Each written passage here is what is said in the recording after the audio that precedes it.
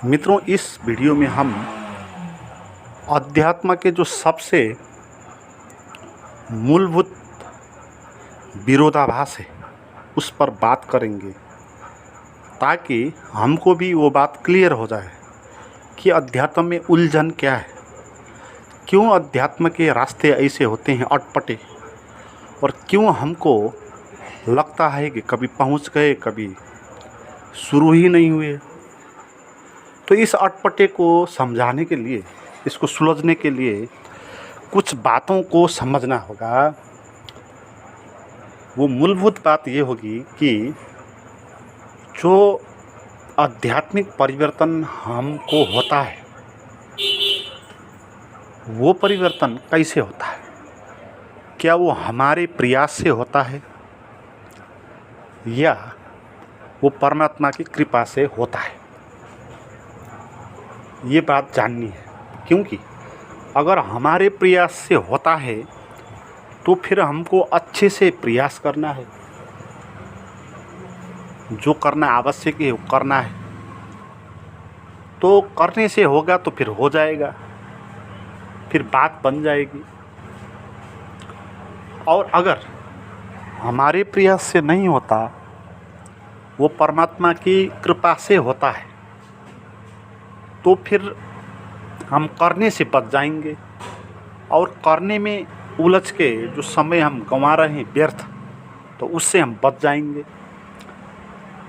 तो अध्यात्म से जो हमारा उलझा हुआ रिश्ता है तो वो भी फूक जाएगा, क्योंकि अपने करने से नहीं होता है तो हम करने नहीं करेंगे। फिर जब वो चाहेगा तो तब होगा।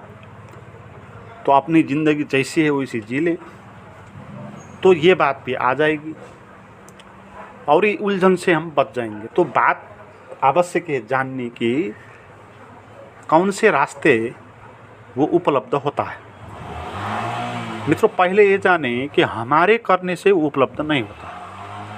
हम जो भी प्रयास करें, जो भी हम ध्यान साधना करें, या जितना भी पुस्तकें और ग्रंथों का हम अध्ययन करें, उससे कुछ होने वाला नहीं है। वो आत्मबोध का अनुभव उससे होने वाला नहीं है। क्यों नहीं होने वाला है ये समझना है। इसलिए नहीं होने वाला कि हम जैसे हैं अभी, तो उसी स्थिति हम कुछ करेंगे, और जो कुछ हम करेंगे वो हमारे भीतर कैसी स्थिति है तो उससे वो निकलेगा। तो हम तो अभी अज्ञान में है, हम तो अभी मूर्छा में है, बेहोशी में है, नशे में है। तो इस नशेपन में कुछ करेंगे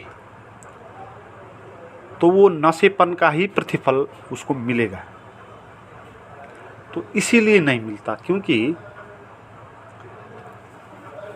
परमात्मा बहुत दूर का विषय है और हम बहुत पास बंधे हुए हैं अपने से, अपने विचारों से। तो इस बंधे हुए रहने में हम जो करेंगे वो भी बंधा हुआ ही होगा।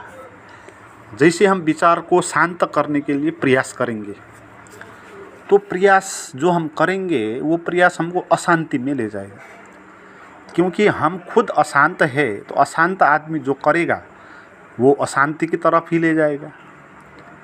जो कुछ भी वो करे, अच्छा सा अच्छा भी कर्म वो क्यों नहीं करे, वो शांत नहीं हो पाएगा, क्योंकि वो जो करेगा वो भी अशांति का ही विकास होगा। तो क्या उपाय है कि अशांत आदमी शांत हो जाए? वो कुछ करेगा तो शांति नहीं होगा। ऐसा कुछ होता तो अशांत आदमी संसार में नहीं होते, क्योंकि करने का इतना सुविधा आदमियों ने खोज लिया। आदमी नहीं कर सके तो मशीनें लगाएंगे। अगर जोड़ घटाव करनी है तो आदमी का मन से बहुत तेज, तो अब कंप्यूटर है वो हिसाब कर देंगे आपका।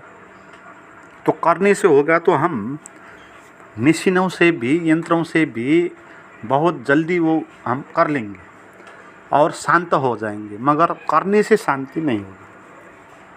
क्योंकि जो करेगा वो खुद ही अशांत होगा, और वो जो विचार कंट्रोल करने में लगेगा ना, वो कंट्रोल करना वो भी एक विचार ही होगा, करने वाला भी विचार के ही हिस्सा होगा। तो इसीलिए हम अपने मन को शांत कर नहीं सकते, ये बात समझनी है।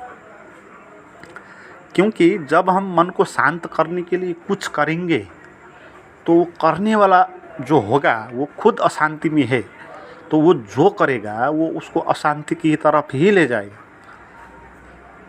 जैसे विचारों को कंट्रोल करने वाले विचार उसके मन में आया, तो ये विचार तो आ ही गया। फिर विचारों को कंट्रोल करना था, सभी विचारों को।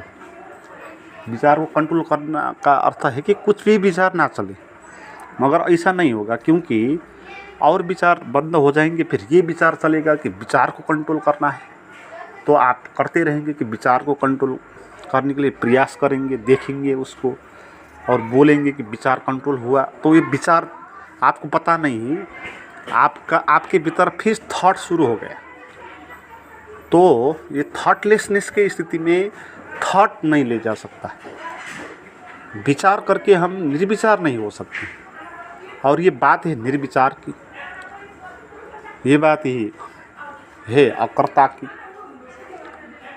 तो हमारे से ये नहीं होगा, ये बात समझना है। फिर कैसे होगा? वो तो अस्तित्व की कृपा से ही होगा, हम कर नहीं सकते। अस्तित्व चाहेगा तब वो होगा, मगर अस्तित्व किसको चाहता है और क्यों चाहता है, ये बात समझनी है। क्या अस्तित्व पक्षपात करता है? इसका अर्थ क्योंकि किसी को वो आनंद देता है, ज्ञान देता है, ध्यान देता है, किसी को नहीं देता। किसी बुद्ध पुरुषों को, महर्षियों को, संतों को वो आत्मबोध देता है, मगर दूसरे और को वो आत्मबोध नहीं देता। तो क्या वो अस्तित्व पक्षपाती है? मित्रों, अस्तित्व पक्षपात कर नहीं सकता, वो किसी को नहीं देगा, मगर उससे वो आत्मबोध तो प्रकट हो ही रहा है। और वो जो संत होते हैं वो उनको ग्रहण करने में योग्य होते हैं, तो योग्यता आवश्यक होगी। इसलिए योग्यता आवश्यक नहीं कि आपको इतना पढ़ना और करना चाहिए तो फिर आप योग्य हो तब वो मिलेगा, ऐसा नहीं। ऐसा कि वो तो प्रकट हो ही रहा है, वो सभी को मिल रहा है, मगर जो पात्र है, जिसके पास योग्यता है, वो उसको जानने में सक्षम हो जाएगा। ये बात ऐसी है जैसे दो लोग किसी पार्क में गए, बहुत सुंदर फूल फूले हैं, सुगंध उड़ रहा है और सौंदर्य प्रकट हो रहा है, सूरज का किरण पत्ते पर नाच रहा है, तो वो सौंदर्य किसको दिखाई पड़ेगा? है ना? जैसे दो लोग गए और उनमें से एक आदमी ने वो सौंदर्य को देखा और रोमांचित हो गया। एक दूसरा आदमी है, उसका कोई ज्ञान ही नहीं हुआ उस सौंदर्य का, वो अपने विचारों में अपने भीतर जो समस्या है तो उसी द्वंद्व में पड़े रहा, उसको मालूम ही नहीं हुआ कि यहाँ सौंदर्य भी है।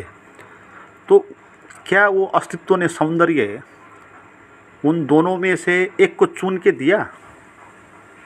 तो ऐसे पक्षपात किया क्या उसने कि इसको दे दो, इसको मत दो, तो ये विचारों में खोया रहा है, इसको मत दो, और ये विचारों में नहीं खोआ तो इसको दो। तो इस तरह अस्तित्व ने हिसाब करके उसको नहीं दिया, है ना? क्योंकि वो अस्तित्व ने तो वो सौंदर्य लुटाया ही है।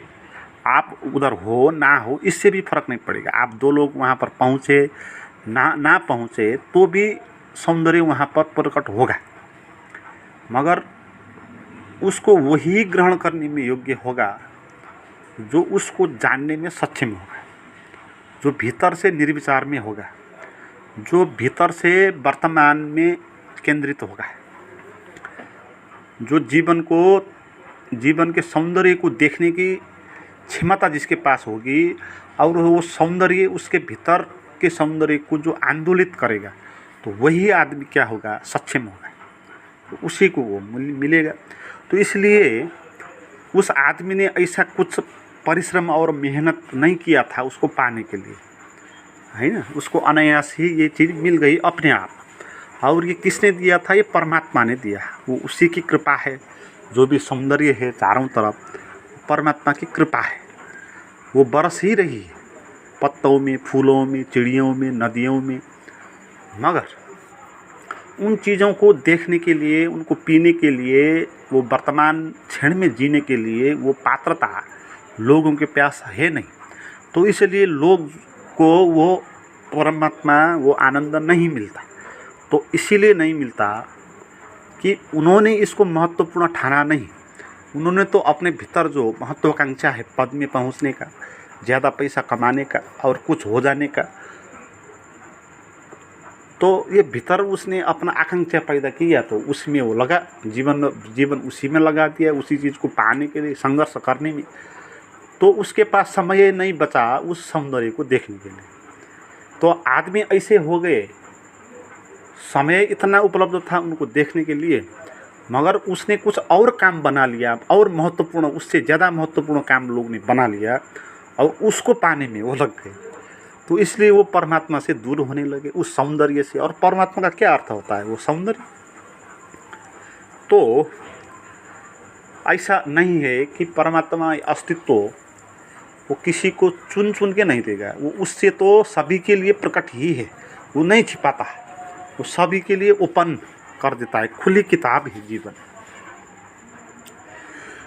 मगर लोग जो अपने भीतर दुनिया काल्पनिक खड़ा करके उसके पीछे जाएंगे और उसी में समय बिताएंगे, तो उनके पास समय ही नहीं मिलेगा उस सौंदर्य देखने के लिए। और उन लोगों को ये बात पता होगी, इस सौंदर्य का रहस्य उनको पता होगा जो सरल होंगे, प्रेम से आवृत होंगे और वर्तमान के क्षण में जीवन जीने की, ध्यान में जीवन जीने की जो प्रयास करते हैं, तो उनको ये अनुभव दिखाई देगा, उनको ये चीज़ मिलेगी। तो इसमें क्या हुआ अब कि हमारे करने से होगा नहीं, उसी से होता है। मगर वो उसका नियम नहीं है कि देने के लिए आपको, आपके पास शर्त वो नहीं रखता। तो समस्या कहाँ पर है कि हम रुके हुए नहीं, हम दौड़ रहे हैं, भाग रहे हैं, और बगीचे में हम पहुँच रहे हैं और वहाँ रुक के, थम के, वहाँ का आनंद और सौंदर्य का अनुभूत नहीं कर पा रहे हैं। तो वही हमारी समस्या है। तो इसीलिए करना भी होगा अध्यात्म के लिए। तो ऐसा नहीं होगा कि करना से नहीं मिलेगा तो आप करना बंद कर दो, तो उससे भी तो नहीं होगा ना। फिर करने से नहीं होगा तो ना करने से भी नहीं होगा। अगर ना करने से होता तो सभी लोग ना ही तो करते, तो सभी को हो गया होता। इसलिए ये भी मूर्खता है कि जो आप समझते हैं कि हमारे करने से नहीं होता है तो हम क्यों करें, ये मूर्खता है ना, क्योंकि ना करने से भी नहीं होगा। तो इसीलिए करना है, मगर इस तरह नहीं करना है कि करने से आपको हो जाए। इस तरह करना है कि अपने को काबिल बनाना है ना। तो इसमें करने का क्या अर्थ होगा कि आपको कुछ निर्विचार की कला सीखनी होगी, कुछ ध्यान की कला सीखनी होगी, शांत होकर, स्थिर होकर किसी एक जगह पर बैठने की कला आपको सीखनी होगी। तो उस किस्म का कला आप जब सीखेंगे तो आपके पास वो क्षमता बढ़ेगी उस सौंदर्य को देखने की, उसको जानने की। मित्रों, इस तरह की क्षमता बढ़ाने के लिए कुछ ध्यान गाइडेड मेडिटेशन करना चाहते हैं तो मुझे बात कर सकते हैं। उसका नंबर डिस्क्रिप्शन में दिया हुआ है।